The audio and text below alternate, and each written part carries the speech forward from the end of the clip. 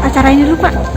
Jadi hari ini acara yang sudah kesekian kali, di mana pemerintah mencoba memfasilitasi kepada teman-teman pelaku pariwisata, khususnya para pemandu, supaya mereka memiliki semacam pengakuan, ya, bahwa mereka memiliki kemampuan untuk menjadi pemandu, artinya dengan sebuah sertifikat. Nah, kalau udah sertifikat ini ibaratkan tadi ada SIM mobil, ya, kalau udah punya SIM berarti dia sudah punya izin.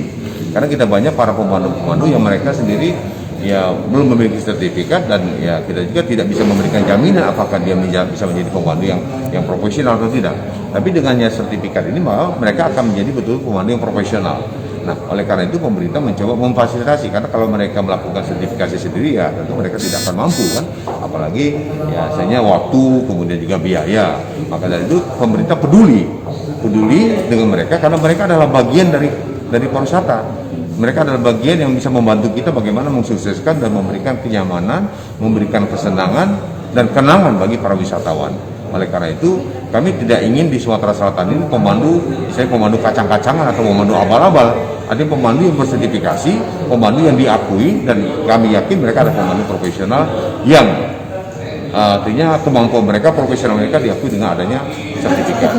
Oleh karena itu kami bekerjasama dengan LSC dari Arpresia di Lampung yang sudah diakui atau diberikan rekomendasi oleh kementerian untuk bekerjasama dengan kami memberikan penilaian uji kompetensi, dan kita harapkan mereka semua yang ikut hari ini itu bisa menjadi pemandu yang profesional. Cuman tadi saya sampaikan bahwa ya masih banyak teman-teman di luar sana nggak ngerti, tidak memanfaatkan ini, yang kita kecewa kan. Pemerintah sudah berusaha memfasilitasi mereka, tapi mereka sendiri tidak memanfaatkan. Mungkin akan datang, tapi satu, disiplin waktu. Karena pemandu itu disiplin paling utama. Kalau pemandunya sendiri tidak disiplin, bagaimana dia akan memberikan pelayanan dengan baik ini kan? Misalnya tamunya sudah siap berangkat, pemandunya belum datang. Itu kata Pak Latif tadi, minimal 1 jam sebelumnya pemandu itu sudah hadir di tempat. Nah, ini perlu pembelajaran. Makanya saya tekankan tadi kepada para asesor untuk berikan pengalaman, berikan tip-tip khusus kepada mereka supaya mereka betul-betul jadi pemandu yang profesional. Sudah berapa banyak sih pemandu wisata? Udah banyak kita ada sertifikat. Banyak. Saya itu jumlahnya nanti tanya sama Pak Latif. Ribuan belum kali ya. Tapi tanya dengan Pak Latif nanti itu pastinya, karena dia ada daftar anggota yang sudah sertifikasi, yang belum, dan segala macam. Ya. Tapi kami pemerintah sudah berupaya maksimal untuk memberikan yang terbaik.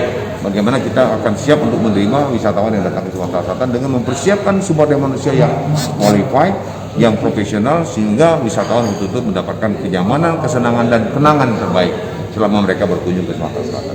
Sedikit tanggapannya Pak tentang kata Bapak yang tadi kan, wisatawan ini bekerja pada saat ada pemandu ini bekerja saat ada wisatawan.